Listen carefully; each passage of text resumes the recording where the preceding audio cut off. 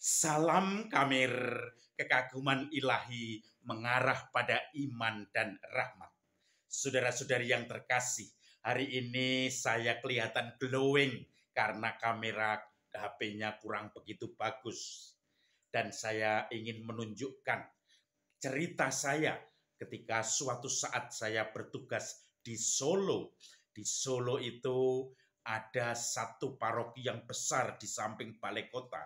Di situ saya setiap hari melihat seorang ibu yang selalu lipstikan, seorang ibu yang selalu misa pagi, rajin sekali setiap pagi dapat dikatakan ikut misa, habis misa dihabiskan waktunya berjam-jam untuk menyalakan lilin di depan patung Santo Antonius dan patung Bunda Maria itu bisa sampai dari jam setengah 6 sampai kemudian misa selesai mungkin jam 6 seperempat itu kemudian bisa sampai jam 8 dia berdoa berjam-jam di situ. Nanti siang dikit pindah di Gua Maria di belakang samping pastoran dan kemudian ini menjadi rutinitas bahkan sampai jam 10-11 kadang dia belum pulang. Saya masih melihat ibu itu dengan wajah serius,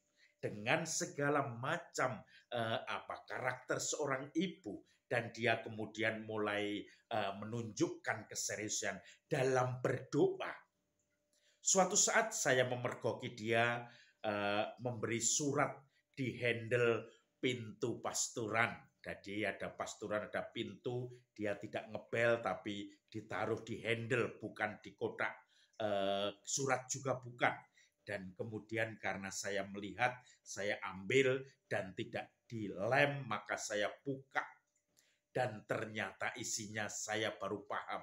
Ibu yang rajin berdoa itu, yang rajin misa pagi, ternyata mungkin ada sesuatu yang kurang atau masalah sehingga dia menulis surat, kadang mengaku Bunda Maria, kadang berdoa pada Maria, kadang mengaku istrinya Romo Sanjoyo, dan kemudian macam-macam tidak nyambung. Dan saya baru paham dan diberitahu oleh umat bahwa ibu itu memang mengalami peristiwa yang berat.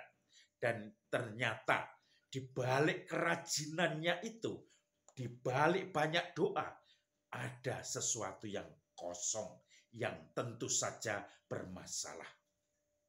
Saudara-saudari yang terkasih, di sisi lain saya juga banyak melihat orang yang rajin berdoa, juga misa pagi di paroki tersebut, dan juga tentu saja ini masalah umum, tetapi hanya untuk diri sendiri, seakan-akan kesucian konsep dia.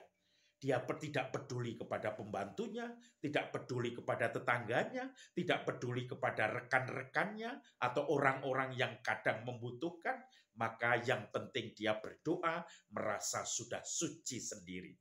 Nah, ini yang dikritik oleh Yesus. Hari ini Yesus memberikan pelajaran bagi murid-muridnya. Jangan mengira kamu atau merasa kamu bisa masuk kerajaan Allah kalau kamu tidak melebihi kesucian orang-orang Farisi dan ahli Taurat. Seakan-akan Yesus di mana-mana mengkritik orang-orang Farisi dan ahli Taurat, tetapi dia mengatakan kalau kesucianmu, hidup keagamaanmu tidak melebihi hidup dari orang-orang Farisi dan ahli-ahli Taurat, mereka hanya formalitas saja, kamu tidak akan layak untuk kerajaan Allah.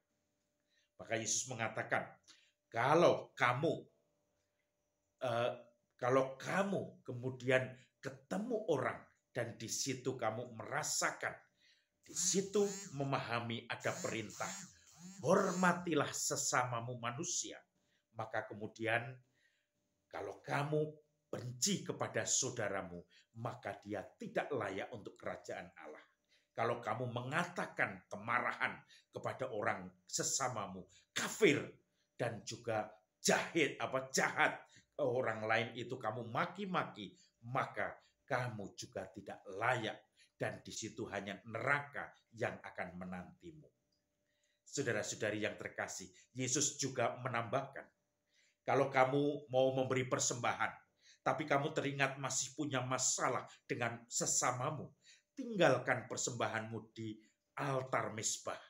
Lalu temui temanmu dan kemudian bereskan, mohon maaf, dikembalikan relasinya. Baru kamu kembali ke mezbah memberi persembahan kepada Tuhan.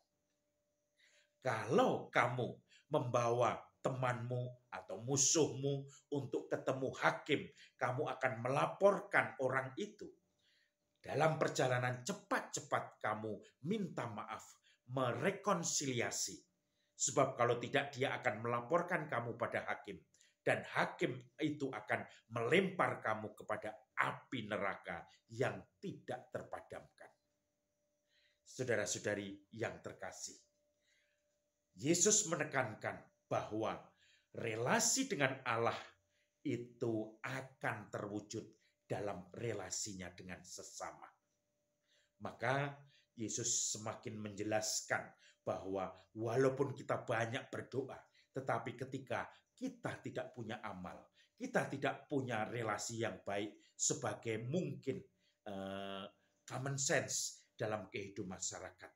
Kita dibenci orang-orang di sekitar kita. Kita ngomong, kita nyelekit. Kita kadang-kadang membuat orang lain tersinggung tanpa sadar. Padahal kita berdoa dan sampai kita seperti kambing berlutut-lutut. Sampai hidung kita mencium tanah. Tetapi kita tidak selalu dibenci atau kita tidak baik dengan relasinya dengan sesama. Maka disitulah kita mempunyai masalah. Tidak layak untuk kerajaan Allah itu. Tinggalkan semua doa-doamu. Tinggalkan semua persembahanmu. Perbaiki relasimu. Setelah itu balik lagi. Saling memaafkan. Itulah ibadat yang sesungguhnya. Maka doa-doa itu akan menjadikan persembahan yang sungguh-sungguh menyenangkan, membahagiakan, mendamaikan, dan saling menghibur satu dengan yang lain. Saudara-saudari yang terkasih, mari kita isi hari ini dengan doa tentu saja, tetapi jangan lupa juga dengan contemplatio in actione, doa di dalam karya, sehingga kita tidak akan pernah mengkotak-kotakkan hidup kita. Ini doa, saya baru membangun relasi dengan Tuhan, nanti saya baru membangun relasi dengan sesama. Tetapi semua berjalan simultan, saling mendukung, menguatkan. Salam Kamir, kekaguman ilahi mengarah pada iman dan rahmat.